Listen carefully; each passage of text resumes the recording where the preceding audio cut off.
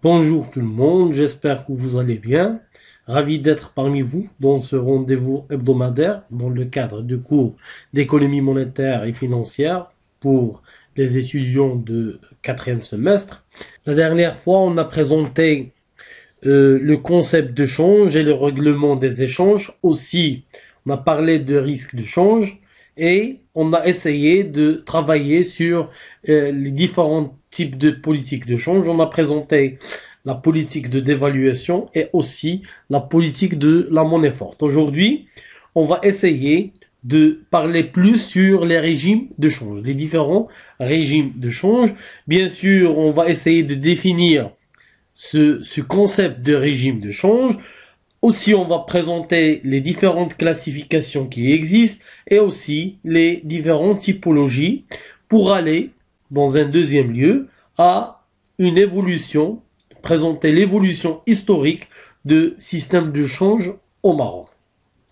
Maintenant, si on veut définir un régime de change, on peut dire que le régime de change peut se définir comme l'ensemble des règles qui déterminent l'intervention des autorités monétaires sur le marché de change. Donc, si on parle de l'intervention des autorités monétaires sur le marché de change, on parle de comportement du taux de change. Il existe une grande variété, bien sûr, de systèmes de change, allant de libre flottement à la fixité extrême.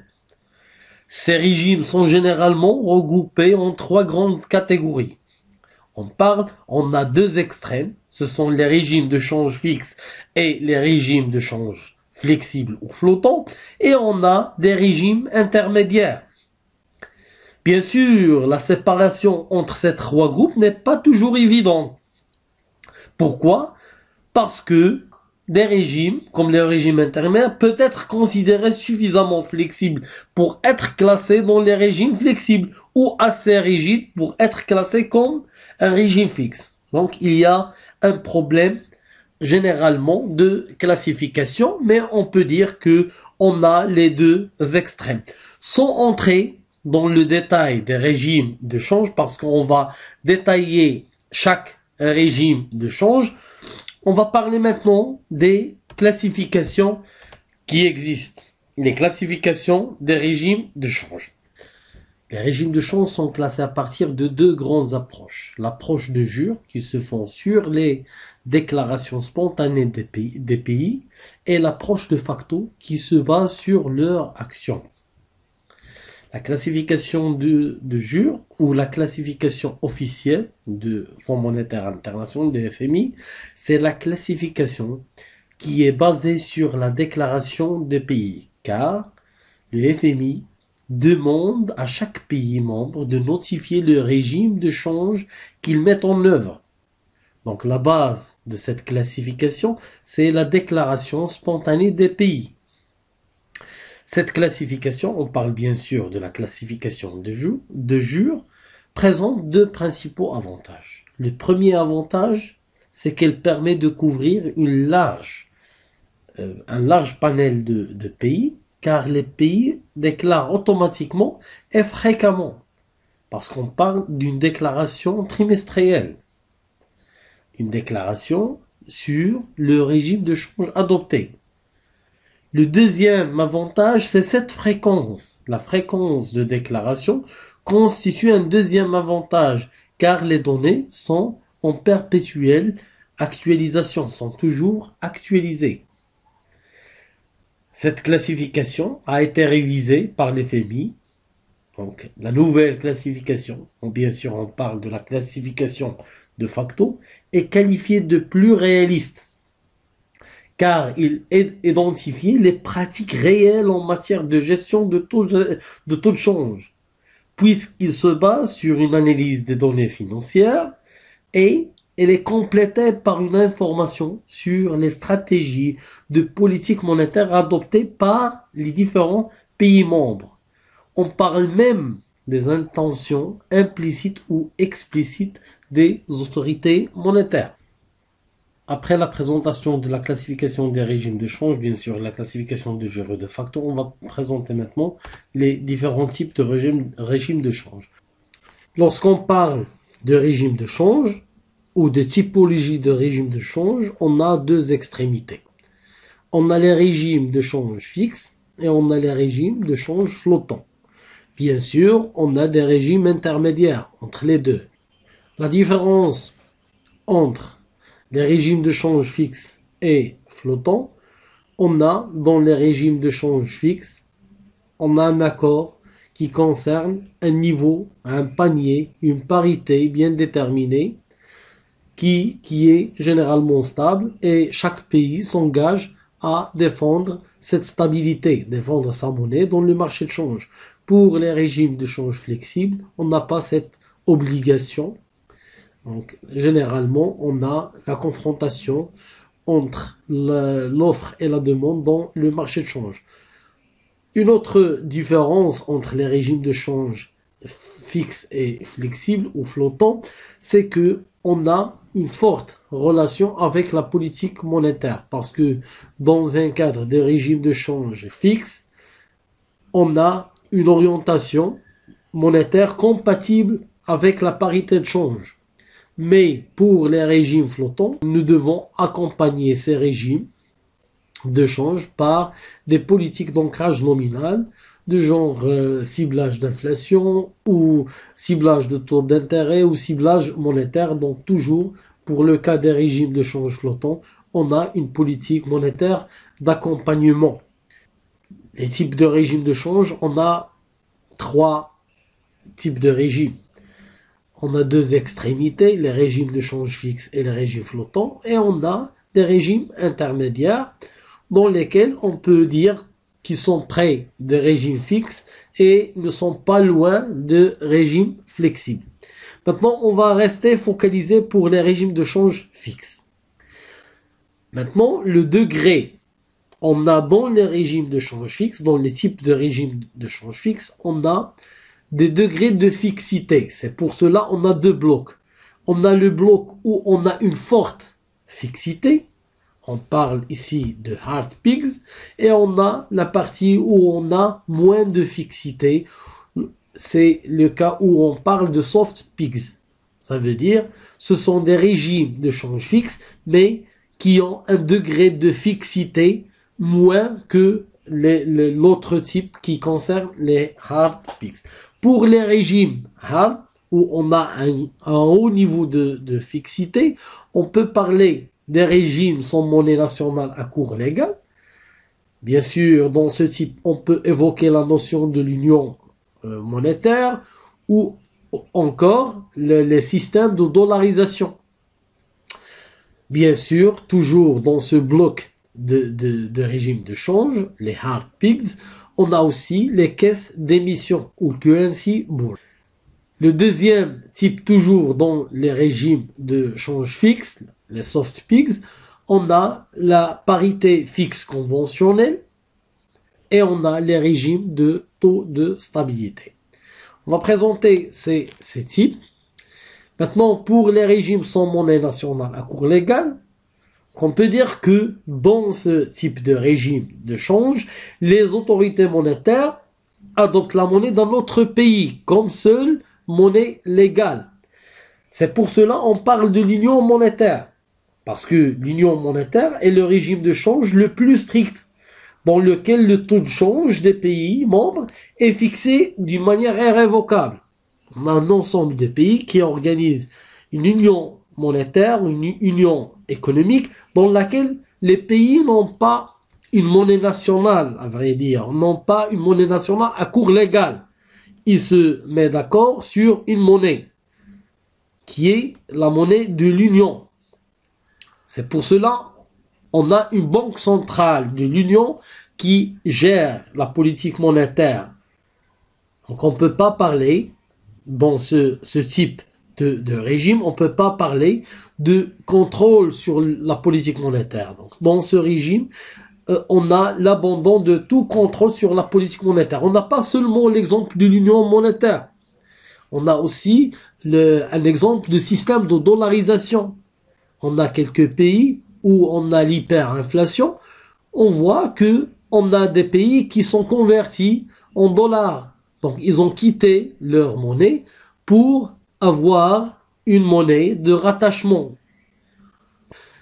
L'échange généralement se fait sur la base de cette monnaie. On peut parler, pour le cas de système de dollarisation, on peut parler de Panama. Aussi, on peut parler de l'Équateur. Donc, ce sont des pays où on a un système de dollarisation. Pour le cas de l'union monétaire, on peut parler aussi ou citer l'exemple de l'union économique et monétaire de l'Ouest africain.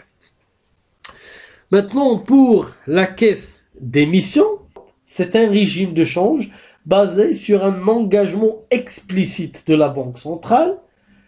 Cet engagement, qu'est-ce qu'on a dans cet engagement? Il s'engage à convertir la monnaie domestique contre une devise particulière et bien déterminée. Ça veut dire on a les échanges se réalisent avec les deux. On a une monnaie nationale, mais on a aussi une monnaie de rattachement. On peut dire que ce régime est caractérisé par l'annulation des missions traditionnelles de la Banque centrale. On parle de l'accroissement, le contrôle sur l'accroissement monétaire, et aussi la question de prêteurs de dernier recours. Donc on a une annulation, généralement, une annulation des missions traditionnelles de la Banque centrale.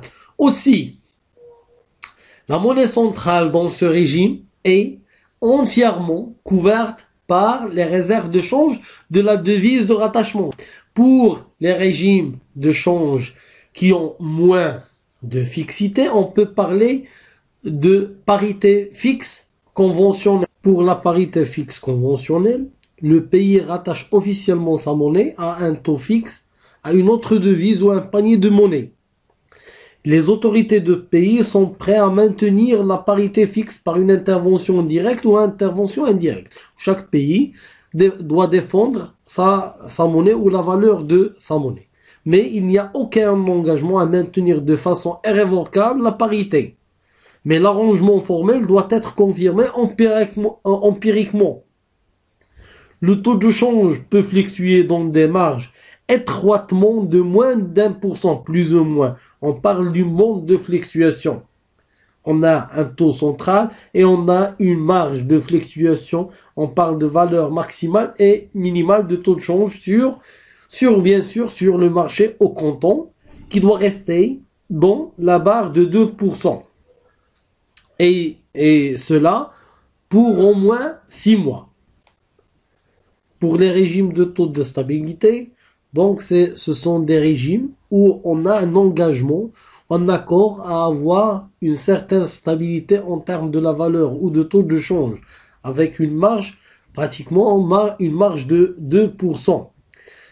La chose spéciale dans ce régime de change, c'est que la marge requise de la stabilité peut être atteinte par rapport à une monnaie unique ou un panier de devises, et aussi que la monnaie d'ancrage, bien sûr on parle de monnaie d'ancrage ou panier d'ancrage, elle est établie ou confirmée en utilisant des techniques statistiques. Pour cela, le régime de stabilité ou le régime de taux de stabilité exige que les critères statistiques soient remplis et que le taux de change reste stable à la suite de toute action officielle, quelle que soit l'action sur la politique de monétaire ou la politique de change. Maintenant, on passe au régime de change intermédiaire.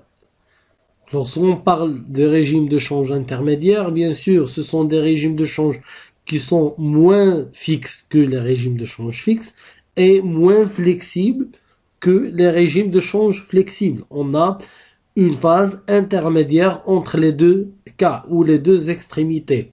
On peut parler dans ces régimes de change intermédiaire, on peut parler de régime de type parité mobile et de flottement administré ou flottement géré. Pour les régimes de type parité mobile, donc ce sont des régimes où on doit avoir une certaine stabilité d'une marge de 2%, mais cette fois-ci à une tendance statistiquement identifiée. Et cela pendant 6 mois. Donc on parle d'une tendance statistique plutôt que d'une stabilité. Maintenant, pour le flottement administré ou géré, on peut parler, donc dans ce cas-là, le taux de change est en grande partie déterminé par le marché de change. On a une certaine trajectoire vérifiable et prévisible, mais on a une marge de fluctuation dans cette trajectoire qui est une trajectoire prévisible. On admet une fluctuation de 1%. Donc vous pouvez constater, donc, que ce soit pour le régime de parité mobile ou pour le flottement administré, on n'a pas cette fixité comme on a dans le régime de change fixe. On a une certaine flexibilité, mais une flexibilité conditionnée. C'est pour cela, ces deux types de régimes de change sont classés dans les régimes de change intermédiaires, puisqu'on admet la fluctuation, mais dans une tendance qui est déterminée statistiquement, aussi dans une trajectoire qui est vérifiée. C'est pour cela, ce sont des régimes de change intermédiaires. Maintenant, pour les régimes de change qui sont flottants, on parle de deux régimes. Ce sont les régimes flottants et les régimes où on a le flottement pur. Pour le flottement pur, on peut dire que théoriquement, on a ce type de régime. Mais en réalité, on n'a pas ce régime parce que on peut pas imaginer un pays où on a une diminution de la valeur de sa monnaie et il ne défend pas sa propre monnaie. Donc généralement, on a les interventions de l'État pour défendre la valeur de la monnaie. C'est pour cela, le FMI, le Fonds monétaire international, dit que si on a le nombre d'interventions est limité à 3 reprises au cours de 6 derniers mois, on peut parler d'un régime ou de l'application d'un régime de flottement pur. Pour les régimes ou le régime de change flottant, dans une grande partie, le taux de change est déterminé sur la loi du marché de change, la loi de l'offre et de la demande, et on a les interventions sont très limitées. Donc on peut dire que généralement on applique la loi de l'offre et de la demande, et même si on a des interventions, ce sont des interventions qui servent à modérer et diminuer et atténuer les fluctuations si on a des fluctuations excessives au niveau de taux de change. Maintenant, on va passer à la présentation de la politique de change au Maroc, mais avant cela, on va présenter une évolution historique de système de change au niveau du Maroc. On va essayer d'étaler cette présentation de l'indépendance jusqu'au aujourd'hui.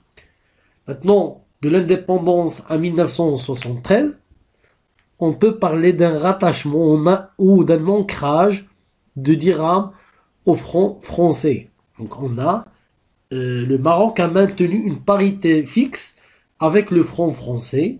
La valeur de dirham se détermine à partir de francs français. La valeur donc est déterminée par rapport au franc français. Si on prend l'exemple de 1959 à 1969, on a la valeur de dirham, c'était 0,97 francs français. Aussi, elle a été révisée pour aller vers une valeur de 1,09 francs français, mais généralement, c'est un rattachement complet ou un ancrage sur le franc français.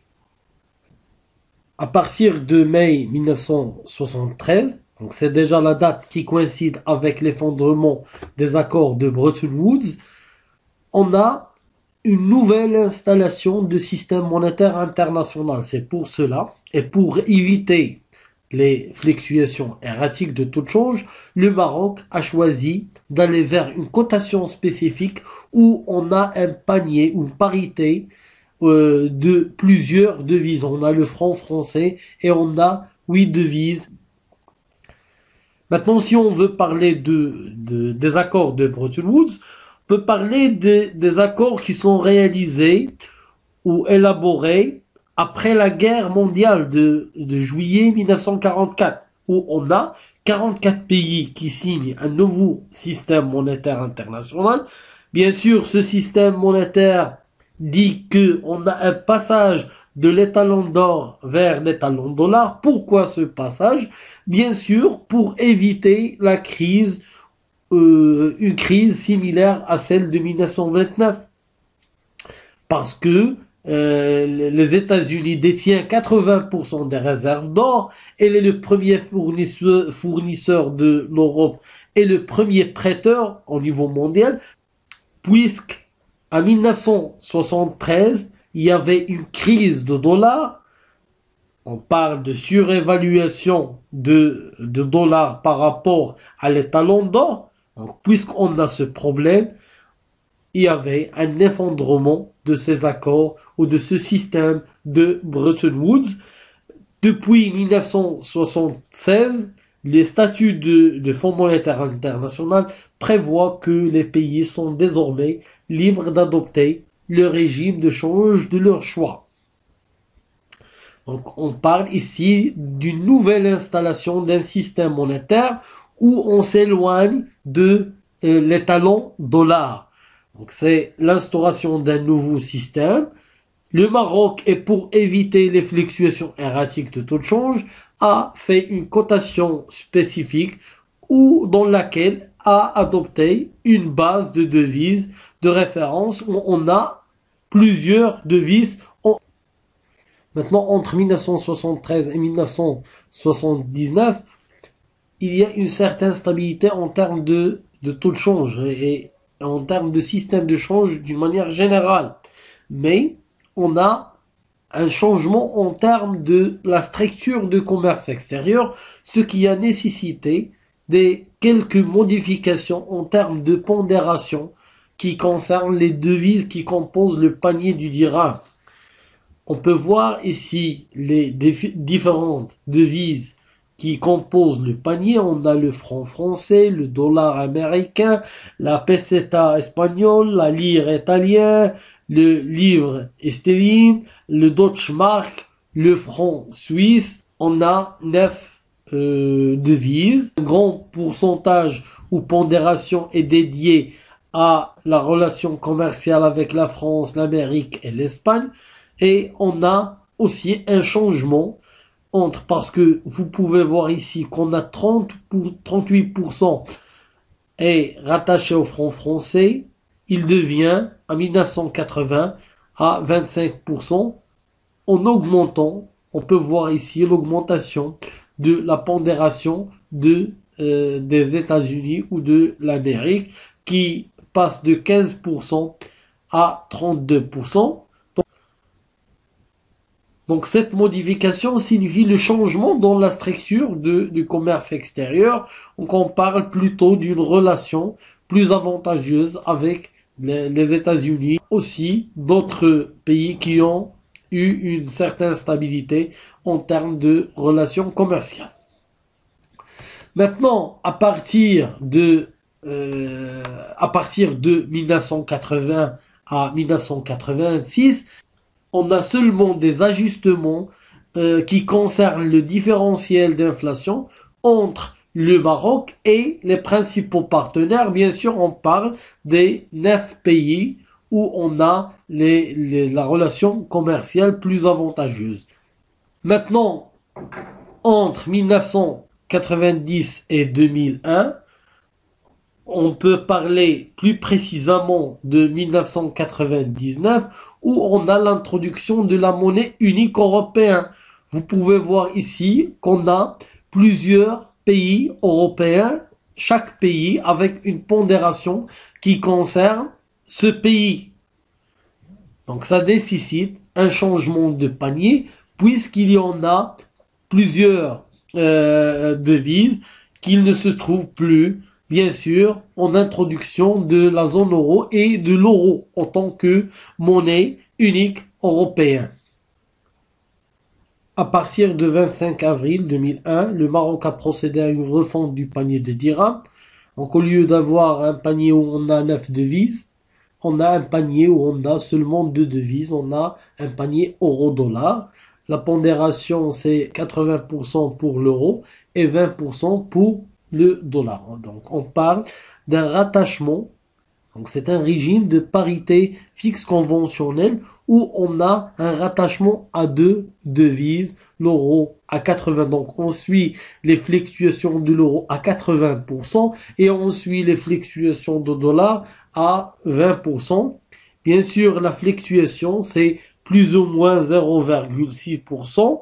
On parle de ce 0,6% plus ou moins par rapport au cours central fixé par Banque Maghrib sur la base d'un panier de devises. À partir du 13 avril 2015, il y avait un changement en termes de pondération. Donc, on a conservé la structure qui est euro-dollar. Le panier toujours se compose seulement de l'euro et de dollar, mais on a un changement de pondération parce qu'on a révisé les 80% qui concernent l'euro, qui devient 60%, et on a augmenté les 20% à 40% la composition donc, et 60% pour l'euro et 40% pour le dollar. Pourquoi ce changement? Le changement ou cette révision est basée sur les changements qui concernent la structure du commerce extérieur. On voit qu'on développe de jour en jour le commerce extérieur ou la relation commerciale avec les États-Unis. Donc c'est tout à fait normal d'augmenter la pondération, de passer de 20% à 40%. Et on a autre chose, c'est que la fluctuation, on parle de marge de fluctuation, a été baissée en passant de plus ou moins 0,6% à plus ou moins 0,3%. Maintenant, à partir de 15 janvier, et dans le cadre de la réforme de politique de change au Maroc, il n'y avait pas une vraie flexibilisation de taux de change, mais seulement un élargissement de la marge de fluctuation en passant de plus ou moins 0,3% à une fluctuation plus large qui concerne plus ou moins 2,5% en gardant la même composition du panier de dirhams. Et bien sûr, à partir du 9 mars 2020, il y avait toujours, encore une fois, un élargissement de la fourchette ou de la marge de fluctuation en passant de 2, plus ou moins 2,5% à 5% par rapport à un cours central fixé par la Banque centrale et toujours sur la base de ce panier de devises qui se compose de l'euro et de dollar avec les mêmes pondérations. On va s'arrêter à ce niveau. Donc la semaine prochaine, on va s'attaquer à la réforme de change au Maroc. On va parler plus de ce débat de la flexibilisation de taux de change. D'ici là, je vous souhaite bon courage et à la semaine prochaine.